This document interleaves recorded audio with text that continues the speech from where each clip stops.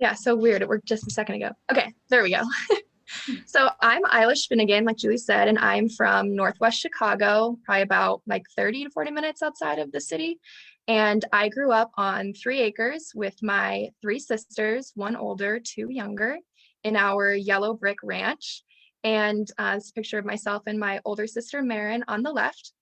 And we grew up with our Canadian immigrant parents who lovingly raised us to love being outside, and we would always be playing with each other and our neighborhood friends, rain, snow, or shine. And we didn't spend too much time watching TV or playing computer unless we would play a few games fondly of our NHL 2002 hockey game. We would always verse Canada and the US. And just as much as I like to play outside with my sisters, I loved playing with my blocks. So this is a picture of me on the right. And I think my mom said I was about 2 in this picture. And I'm playing with my blocks and I built a little city.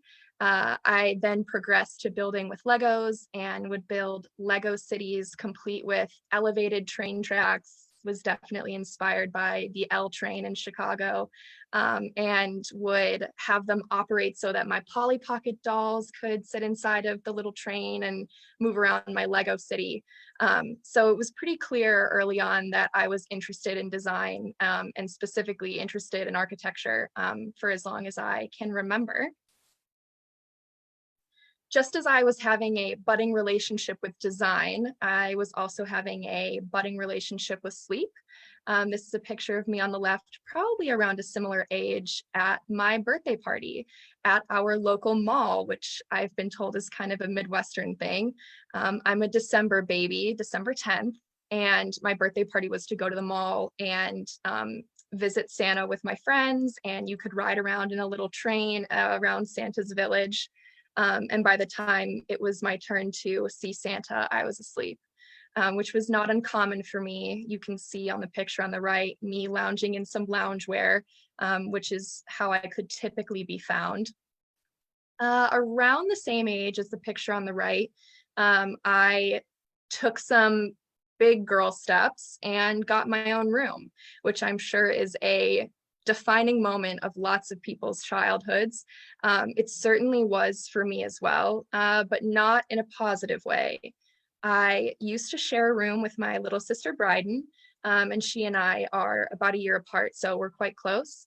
And we shared a room in the back of the house, and it shared a wall with my parents' room. So we always felt really safe and protected. And I say we, but really it was me. I was definitely the one who had the most anxious relationship with sleep, and I was always anxious to go to bed and didn't like going down for naps, whereas Bryden could sleep more soundly than I. So when I got my own room, which was now in the front of the house, and there's a really gorgeous view out from my room, which I appreciate now, but at the time I didn't like how it faced the road and how it was by the front door, so that I always felt like I was the first line of defense for the family. Everyone else would be asleep in the back and I was in the front by myself. So I got my own room, and probably within the first month of having my own room, I remember one night crawling into bed and turning on my side to face my closet door, as I always did, because I didn't like ever facing my door, because I felt like if I could hide from things that would come into my room by turning away from them. And I saw some car lights heading down our street, which I thought was odd because it's kind of a sleepier neighborhood. So, and there wouldn't really be cars going down the street at that hour. And my anxiety picked up when I saw the car lights turn up our driveway, which was unmistakable. The front yard of our house is 2 acres and the driveway is quite long. So when a car comes up our driveway, you know. And I could hear the car and I could see the lights peeking through my blinds. And I was in bed, just kind of waiting to hear my parents coming down the hall. Surely they knew that a car was here. And when I didn't hear anyone from the back of the house, I realized that there were footsteps inside the house at the front where my bedroom was. And I was paralyzed in bed and felt like an eternity had passed, listening to these footsteps go back and forth and knowing that I had just seen a car come up our driveway and that somebody was here. And I felt like they were there for me. It wasn't until a few moments later when the footsteps started to fade away and I got up from my bed and went to my door and peeked down the hallway to make sure no one was there. And I ran back to my parents' room, right down the back hallway, past my bedroom that I used to have with my sister, and right into my parents' room, and exclaimed that someone was in the house and somebody was there for me. And those fears were quickly squashed by a full search and walkthrough by my dad, clearly to appease my fears. But I wasn't convinced, and I began from really that point on sort of creating these little escape routes or points of egress from my house, designing these points of egress for myself. So in the bathroom that the sisters all shared and in my room, because we're in a ranch, it's one story, I would pick away at some of the screens on the windows so that if anything happened again, I would push out the screen and run into our front lawn and run to my neighbor's house and tell them what had happened. And I felt like I was keeping a good secret. Like I didn't want to tell my parents I was doing that because I was really embarrassed. I would always have to blow up a mattress and go sleep in my sister's room after telling my parents that something had happened. So, and I felt like now that I had my own room, I had to be an adult and be mature and take care of myself. So I started to create these coping mechanisms when I was quite young. And those visitations continued to happen throughout middle school and high school. But I definitely got better about taking care of it on my own, no matter how scary it was, because I felt embarrassed being a high schooler, having to go in my parents' room and saying that, I had this vision and that I was afraid. And I felt like I was being a bother to them when I would do that. So I just tried to take care of it on my own.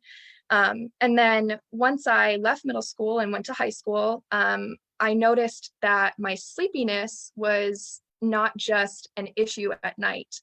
I started to fall asleep during class here and there, definitely before lunch, and started to develop these coping mechanisms of pinching at my legs or pulling at the ends of my hair while I was sitting there in my unisex khaki pants, which was our delightful uniform pants.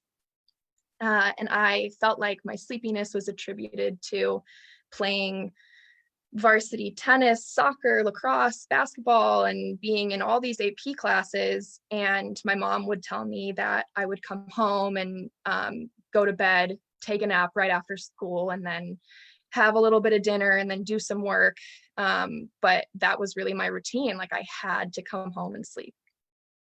And I visited my pediatrician, who I explained my sleepiness to, and she tested for mono and for some issues related to the thyroid, both of which were negative.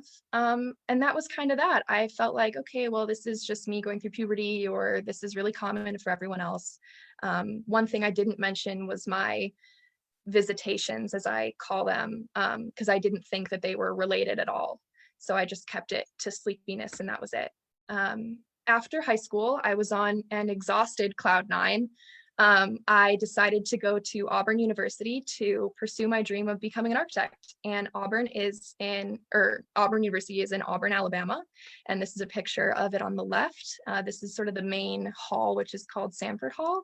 And in your first year of architecture school, it's called Foundation Studio, and it's sort of the weed out year. Like if you aren't up to snuff, you get cut, and if you don't think you can handle it, then you have to drop out on your own. So I don't remember how many kiddos we started with, but I think we ended with maybe like 30 or something like that, which was crazy. So there were lots of cuts and people dropped out. So this is a picture of myself and some members of my studio cohort on the right from our first year in school. And I remember all of us being super sleepy, and everyone was really tired because we had to pull all-nighters and stay awake all the time to finish our projects. Architecture school is notorious for bad sleep health and habits. So I felt like I was part of a group that was all miserable. Misery certainly loves company in the first year of architecture school. And it wasn't until I felt like different things were happening to me than other people. In the picture, again, on the right is me next to my best friend, Connor. He's in the glasses and the green shirt. And one time we were at a museum in Auburn doing an assignment. We had to sketch these sculptures. And he and I had come in from the sculpture garden, and we were in the lobby of the museum, and we'd gotten some water. It's not a big museum, but they have a small cafe there. And I had gotten some water, and he had made a comment about one of the sculptures, and he's hilarious and always makes me laugh. And I was listening to him, and he made this joke, and I remember just collapsing. I lost all control of my knees and fell to the ground and sort of collapsed like a little folding chair and dropped the glass of water along with me, and was sort of laying there on the ground with the water pooling around my knees and my ankles. And I could hear Connor, and he was laughing and was confused, and I was laughing, but I was also mortified. And I was like rendered useless on the ground, but was trying so hard to get up. And I think what bothered me most was that I couldn't help him help me. I hate to feel like a bother. And like I said before, I felt like my sleep had been a bother when I was younger. And then this thing, I didn't want to be a bother to Connor and embarrass him in this museum, but that had happened. And once I got up, which was after about maybe 10 seconds, but definitely felt like longer, wow, that was crazy. Like, you made me totally collapse. That had never happened before. I had experienced muscle weakness before when I was tired or things like that, but never to this extreme. Shortly after that, school carried on, and I sort of hit an all-time low, which was definitely new for me. I was failing physics. And I don't know if anyone knows, but you have to pass physics in order to get into the Professional School of Architecture at Auburn and other 5-year programs. And I had never failed a class before, never gotten below a C or anything like that. So I was mortified. I was mortified to tell my parents and mortified to tell my studio mates who were all passing. Another thing where I felt like, okay, something here with me is different. So this is a picture of me on the left in my dorm room, and it captures me after physics, I believe, when I would either sleep through physics, which was at 8 in the morning, which is a horrible time to schedule a physics class, or I would sleep through it, or I would come back after it and sleep through the rest of the day, and then have to get up and go to studio and keep working. And so as a result, my grade really took a turn, and I did fail. I fully failed it, and I had to retake it at home in the next summer to then pass and then get into the professional school. And my friends call me Elsa. That's why it says Elsa there, because Eilís is actually like the Gaelic version of the Old Norse name Elsa. But I do feel like people equate me to some of her attributes sometimes. I definitely am a strong person. So for me to have been failing physics was something that I really wanted to hide because I was really embarrassed about it. And then lastly, in my second year of school, after that sort of tumultuous, confusing first year, I was like, okay, that was just a crazy year. I'm sure second year will be better.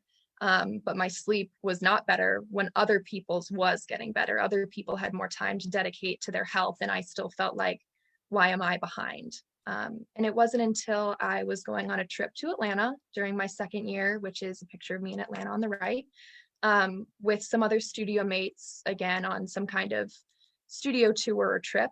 And I wasn't as close with them. And I fell asleep in the car, which was not uncommon. I can fall asleep in the car on like a 5-minute car ride. And this was a 2-hour car ride to Atlanta. And I was totally asleep the whole time, mouth open, probably snoring, all of that illustrious goodness of sleep. And I was totally embarrassed. And when I had gotten back home from that trip, I remember thinking, okay, I need to take some kind of action here. And I remember knowing about something called narcolepsy just through passing comment or social media or what have you. And I remember thinking that, okay, well, people who have narcolepsy are like walking down the street and just fall asleep in the middle of the road, and that's that. And I was like, there's no way that I have something like that. Let me look it up to rule out an extreme. I definitely am just overtired, overworked. And I remember looking up narcolepsy and feeling like, oh my gosh, like it was almost as if I had written the description myself.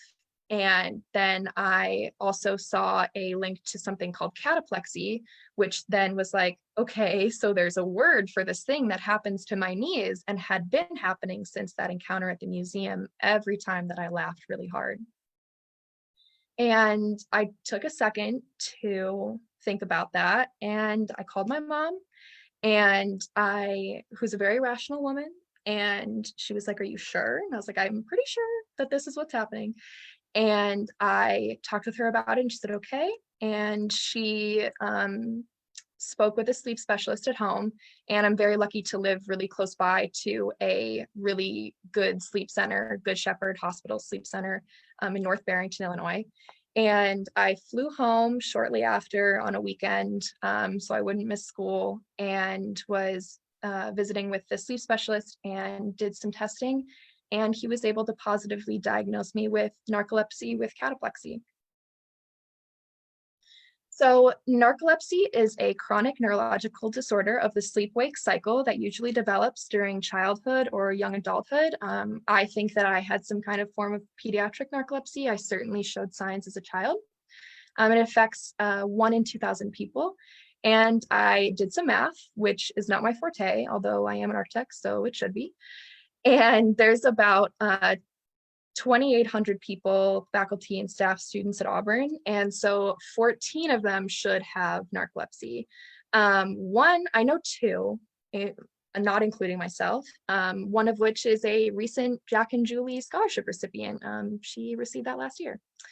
And this is a small graphic of me at the bottom done by a studio mate, Trisha, who is super talented. But it's just a sweet depiction of how some of my classmates in studio see me.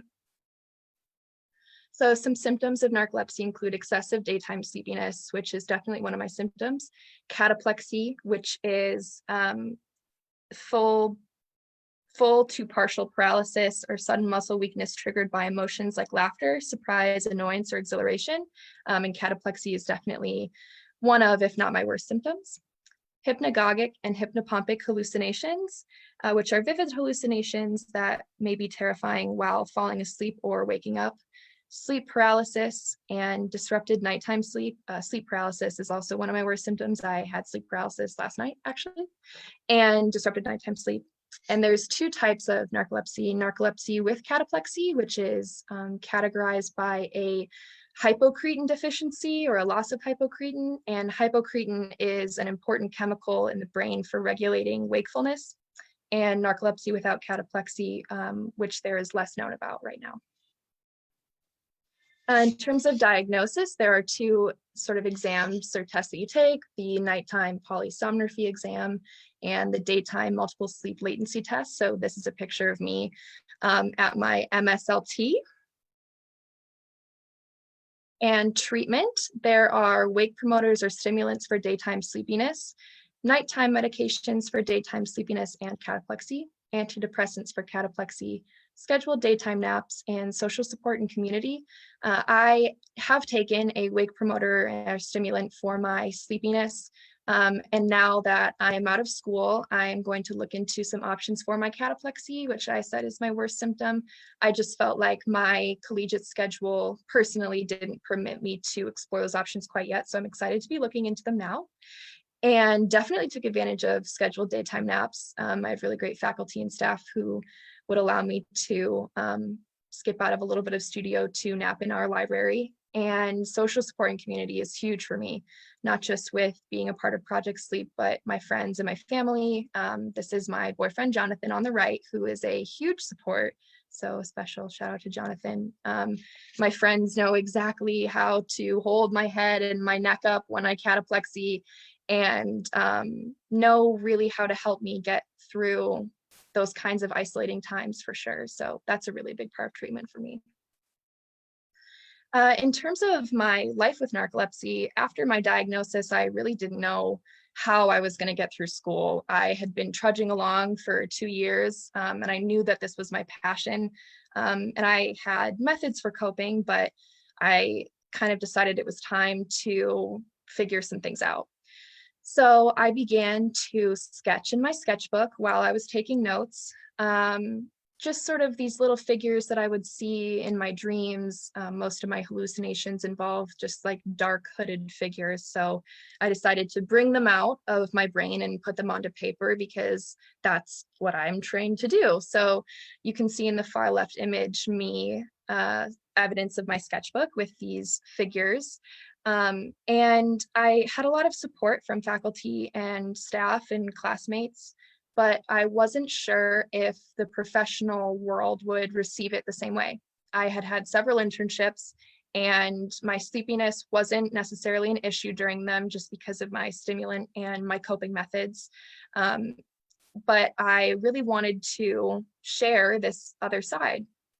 So I remember posting some of these sketches on Instagram and getting a comment from a follower, which is as follows.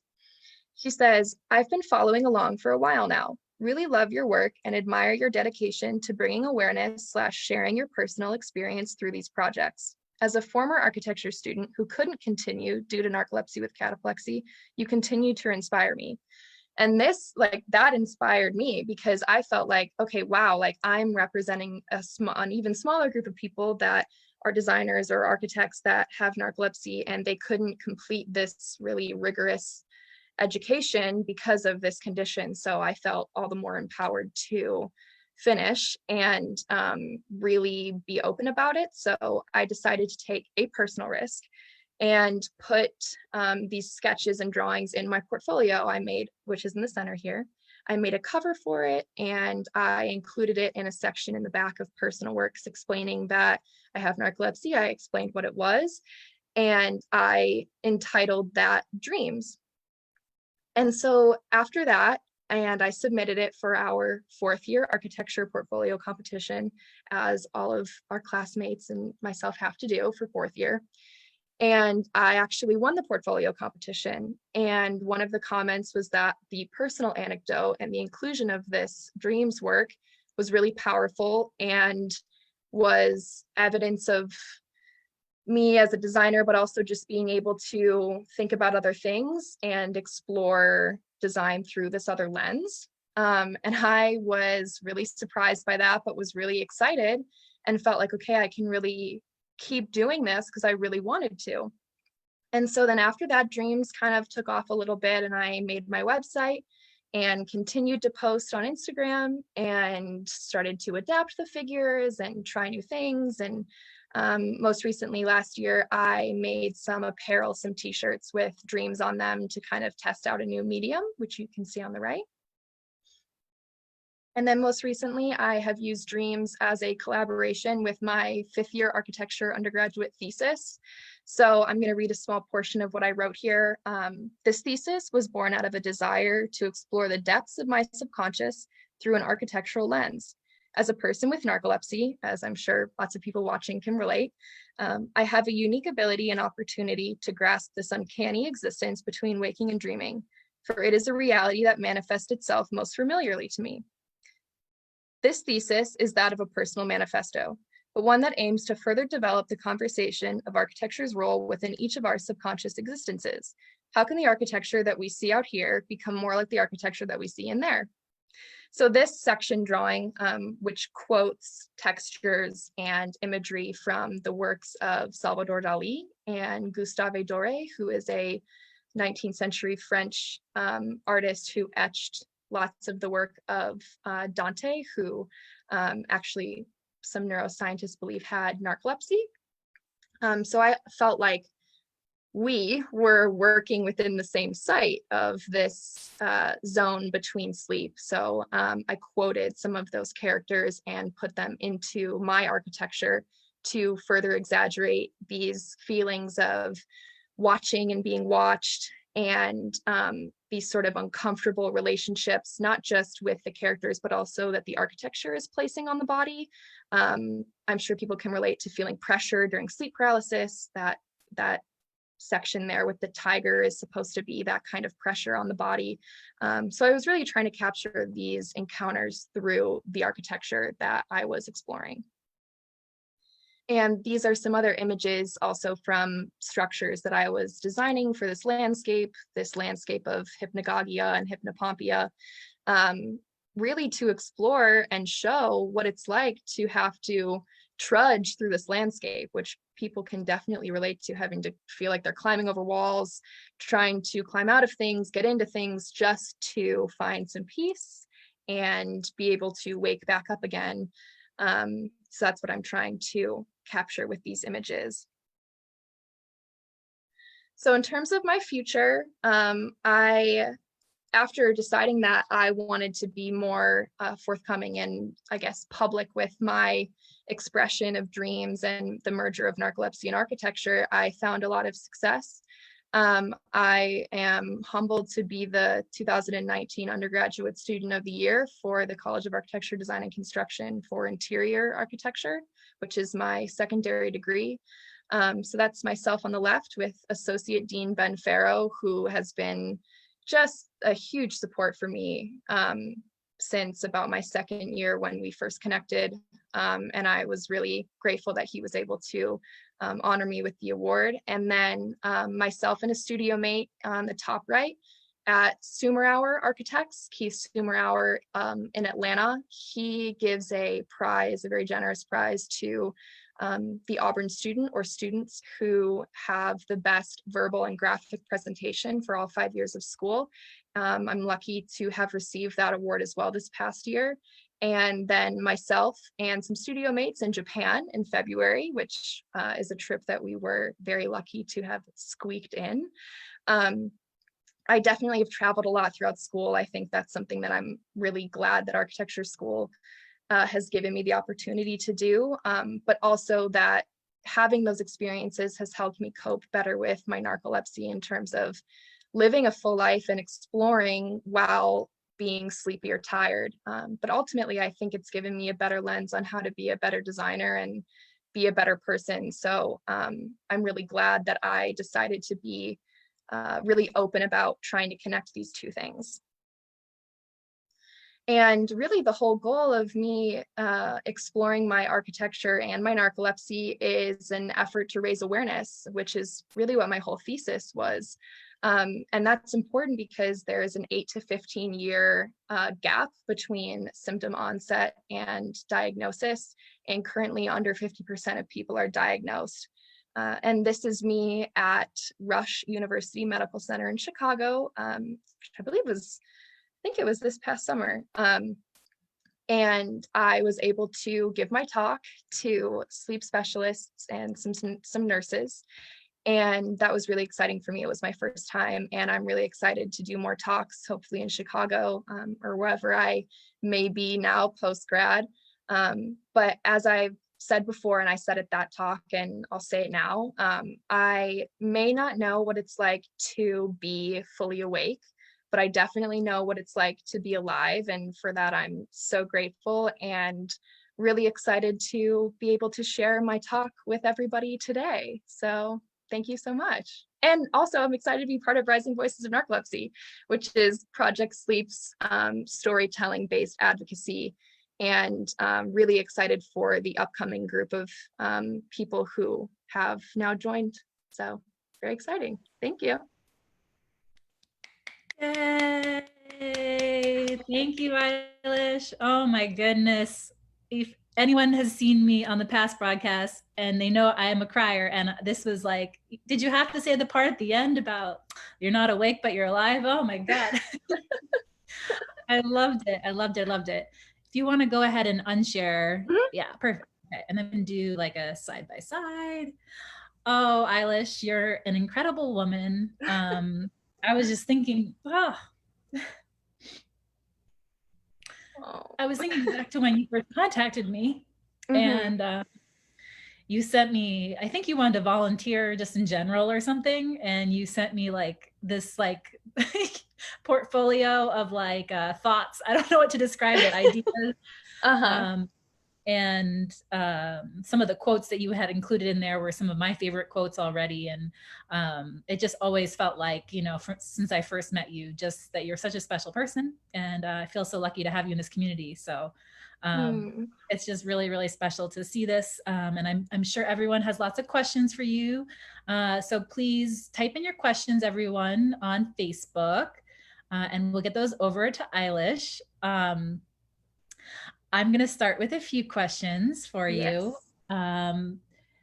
So when you, okay, so as a fellow person with narcolepsy, with cataplexy, when you say that you are not currently medicated for your cataplexy is like, so kind of like, whoa, like, how do you like manage? Because my cataplexy is pretty bad too. And I can see, even if I feel the slightest bit of it, I can see my decision-making shift. Like, small example, but I was having some worse than usual cataplexy recently, and I could hear my neighbors in my courtyard, and I wanted to go check my mail, but I was like, I knew I would have to walk past them to check my mail. And so I like decided just not to, because, you know, just knowing, so, and it's small, it doesn't really matter, but how do you cope with cataplexy and take on big trips, like going to Japan? And tell us more about that. Totally. So, yes, I'm not medicated for my cataplexy right now, but usually I have a pretty good grip on what my triggers are, and lots of them are my studio mates and my friends.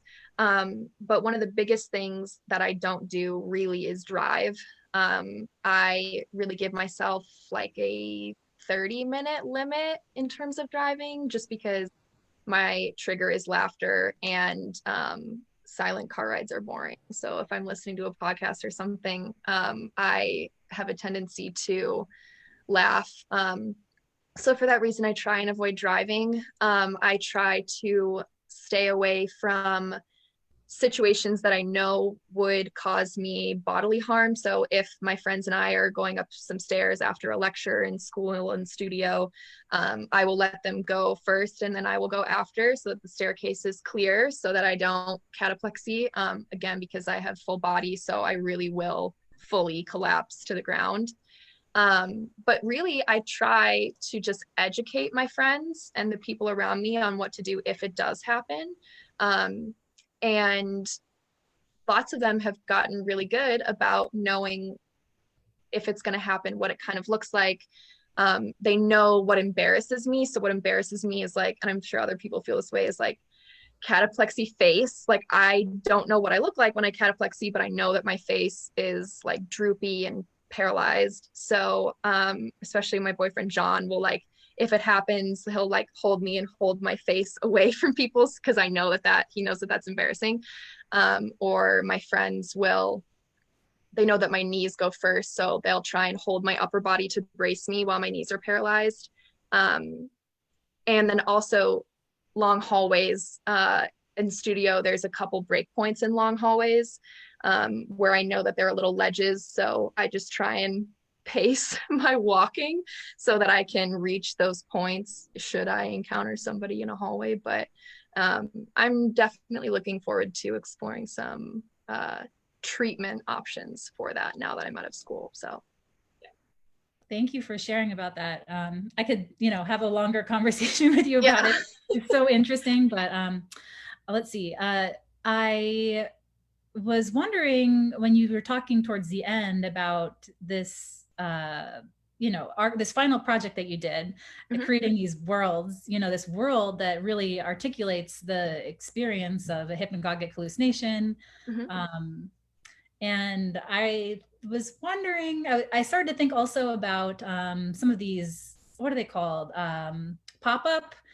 These pop-up things that are happening in the last couple of years, maybe not right now because of COVID-19, but one I went to in New York with Michelle Zagardo was called, I think it was called Dreams, you know, and they try to create these. So the question sort of is, could you ever imagine trying to create some sort of physical architecture that somehow, speaks to some of this or any part of your narcolepsy experience? Yeah, that's such a good question, because during my review, and I guess I should preface this by saying, like, I'm passionate about experiential architecture and designing these kind of installations or experiences for people to escape a norm and experience this kind of other thing. Because I wrote about it and have a suspicion that people tend to like these kinds of experiences. Even if they are uncomfortable, people tend to gravitate towards things that make them feel uneasy. Because we lead fairly safe lives aside from this pandemic. So I was told by one of the reviewers that it would be interesting to design a building or an architecture that makes the kinds of eerie sounds that I have in the video that I made for my thesis, which is on YouTube, or to have like a building make this kind of wind tunnel, which is like one of the images that I showed, so that you can feel that kind of presence. Or in the, I didn't show a picture of it, but there should be links somewhere for the book and the website, which will have the imagery on it, and the Instagram. One of the reviewers said that she wanted to like trudge through the landscape of REM, like if there was just like a pit of like black mud or something that you had to trudge through. So that was really interesting. So, and even just weird things like doors kind of opening the wrong way, or little architectural moments that would make you feel a little bit uncomfortable, and translate it into an actual building is what I think the next step for me is after this project. So yeah. Yes. It reminds me of those things that people now put over to do the alternative experiences. I'm forgetting the name of them. VR, virtual VR. reality stuff. Mm-hmm. People have asked me about that. Like, is there anything to do to raise awareness about sleep with some of that? And that's kind of like what has come to mind to me. But you have actual, that would be really cool. This is another way to totally express it. Yeah. All right, let's see. I think we probably have some questions from the audience. Oh, we have a question from Matt. Matt says, what is it like to be that awesome? Hi, Matt. Likewise. Yes. Right back at you. And Connor asks, have you tried meditation for controlling cataplexy? I have tried meditation for controlling my sleep paralysis and my hallucinations, but not my cataplexy. Even just like doing like light touch massage, or sometimes ASMR, but not like just sort of like relaxing sounds to help me fall asleep peacefully and like really lower my anxiety before falling asleep, so that I'm less prone to having sleep paralysis or hallucinations. But I haven't tried it for my cataplexy. Although I did hear from somebody that frankincense is something that they use, like having some frankincense is something that they find helps reduce inflammation. So then they feel like their cataplexy is a bit better after they have spent some time with some frankincense. But I have not explored that yet. That is a good thought. Yeah. I always think it's sometimes a shift of when you said frankincense, I thought, oh, well, if you did it in the moment, I could see shifting your thoughts, So if like something's funny and then you're like, smell this, like, you're like, so I could see something like that. It's interesting. I haven't heard of anything like that. Okay. Okay, let's see. Your dad says that you can come downstairs and get a snack when you are done. Oh, I love family. Thank you to Eilish's family. And your sister says, what's about your sister? Something about, is she in neuroscience? That seems like pretty cool too. Oh, yeah. My little sister, Bryden, the one who I used to share a room with, is going to medical school, and she just finished up. She just graduated with her BS in neuroscience. So yeah, she's on the other side of sleep things. So, very cool. Very exciting. That's awesome. Okay, we just love supportive families. So thank you guys for tuning in to listen to Eilís. You guys are great. And then if people are interested in your, t-shirts and your prints from the Dreams Project, I did put the website to Eilish's, the link to Eilish's website should be in the description, but Are those things available right now, or Yeah, what? so the prints, I am trying to figure out an alternative way to be printing them cost effectively. When I was at school, I was able to print them with the equipment that we had at school. But now I need to figure that out. So I will be posting a solution or an answer to that probably on my Instagram and on my website, because I think that's where most people find me, is on my Instagram. Um, but you can always go to the website, and the t-shirts are on there. They're out of stock right now, but thinking about doing a second round of those sometime soon. But in addition to that, if you're curious about the thesis project and that sort of work, reading my thesis paper, which is like a 30-page thing relating to narcolepsy and architecture and some of the neuroscience and neuroaesthetics behind that, there is a link for that as well, which I can share. I think it's on my Instagram. I think it's the link in my bio on my Instagram, actually. So, And is that the book that opens up like you yep, virtually? Yeah, and it's very yeah, color. It's like a lot. It's not like it's not tough. It's not a tough read, guys, because it's it's a all picture book. a picture book. Yeah, it's a picture book for sure. So, Oh, and I enjoyed reading that. So just thank you for everything you're doing. It's just so cool to see all of the awareness that you're raising in your own community, and that you're such a badass and doing such great things. And what do you think is, kind of, I know this is really a tough time, but, what do you kind of think is next steps for you, career-wise or education-wise? yeah, so next steps for me, I think, is definitely getting a job. And I have applied to architecture firms, and just because of the nature of this time, just waiting to hear back. And I'm in communication with some people. I have applied to like a graduate residency program, which I'll find out about soon. I applied to a Women in Architecture Symposium, actually, which is going to be, there's like a showcase for it in California sometime this fall. I think in San Francisco, maybe. Um, and I submitted my dreams work to that to be shown. So I'll find out about the shortlist for that sometime soon. No idea what will happen there, but I figured I would try. And yeah, just probably going to work for a little while, get some of my hours in, take my exams, and hopefully become a registered architect. So yeah. Yay. Oh, that's so exciting. I want to do like a speech or something at some point. I have this thing about architecture, just it's not as quite as exciting, but workspaces. And Oh yeah. worked in a building that was made for 800 people, and it had been, recently redesigned to be all like, whatever, cool. And the female architect, you just remind me, is a female architect who actually came after we'd been in the building for a while. She came back and she gave a lecture for other females, about being in a leadership position and designing the Uh-huh. building. And I really enjoyed a lot of what she had to say. But I did ask her at the end, I said, did you ever think about including like wellness rooms or places to sleep? And she said something kind of, snarky, like, well, if you're tired at work, you should be sleeping at night. And uh, and so I actually explained back to her that actually, we had turned two of her phone rooms Uh-huh. into wellness rooms, and that, I was using that for my narcolepsy, and that other people were using it to meditate or to do yoga or whatever, and they were quite busy. Mhm. And so, I just think it's kind of silly, because we actually do accommodate for sleepiness at work, because there's always coffee stations Yeah, and soda absolutely. machines.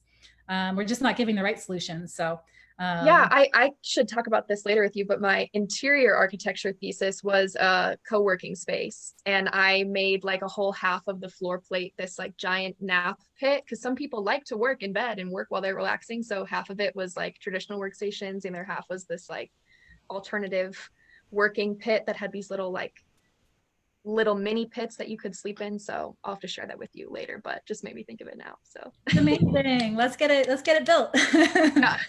That's so cool. Well, thank you again, Eilish. I don't see any other questions Okay. at this point from Anna. We did have a question from Trisha at the beginning. Thank you, Trisha, for your question about our advocacy work. So I didn't give an update this time about that. So thank you for asking. We continue to advocate in Washington, D.C., and we actually have increased our advocacy to cover sleep research, sleep awareness, trying to get the CDC to have a program that would help sleep organizations to be able to raise awareness on a societal level and also to professionals about sleep.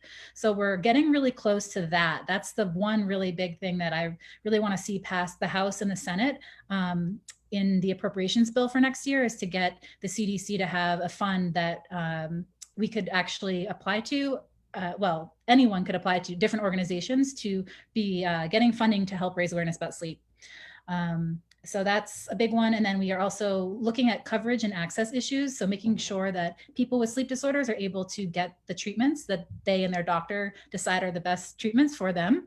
And we have increased our work in that area. And that's especially important this year because of COVID-19 and worrying about people maybe losing health insurance if they lose their job. And that, you know, there's just so much that's unknown right now. And it's such a challenging time. So we do have an expert. We have a few experts in DC who track everything that's happening on Capitol Hill for us to make sure that anything that would affect people with sleep disorders is being considered. And then we take action on very specific, you know, a few times a year, we take big action together. So we did a big action alert in March, and now everything's very COVID-19. So we do some things behind the scenes. We don't do anything that's public outreach as much to everyone to have you guys get involved right now, but we will do more in the fall. So we'll be another big action alert in October. And yeah, so things are ongoing with our advocacy, and it's, you know, as always, a busy time, and probably busier than usual with everything that's happened because of COVID-19. There's also, I just mentioned that the Sleep Research Society put out a list of different studies that sleep researchers are studying how sleep affects different populations around the world. You know, whether you're a mother or whether you had COVID-19 or, you know, all sorts of different things. Sleep researchers are looking to see how COVID-19 is impacting different people's sleep. So we've been sharing that on our social medias. If you want to, you know, you can even just go and do some like 20-minute surveys for these sleep researchers. So getting involved in some of that work is a really cool opportunity right now to participate and to help be part of everyone's learnings from this terrible situation. So that's all I was going to say about our advocacy. Thank you again, Trisha, for asking. Let me check one more time, Eilís. I don't see any more questions. So Okay. Thank you everyone for tuning in. And thank you again, Eilís, for sharing your story. We're so proud of you. Thank you. Thank you for giving me the platform. Of course. I think as Matt said, just keep being that awesome. Yeah. Just keep being that awesome. We're so proud. Thank you. All right, everyone. Have a good night, and we will see you again next Sunday. All right. Bye for now.